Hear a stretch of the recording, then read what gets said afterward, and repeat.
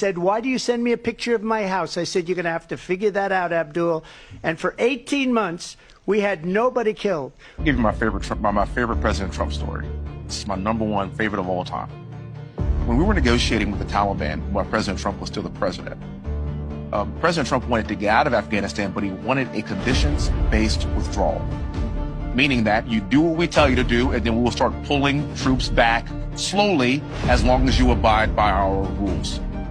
It's President Trump and Mike Pompeo, and they are talking to Taliban leadership in the room, and they had one translator in the room. President Trump looked at the Taliban leader and said this: I want to leave Afghanistan, but it's going to be a conditions-based withdrawal. And translator translated. And he said, if you harm a hair on a single American, I'm going to kill you.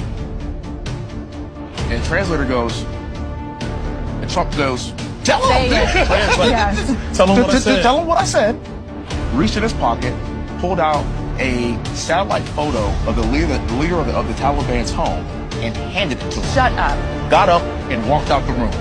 Do you know for 18 months not a single American was killed in Afghanistan?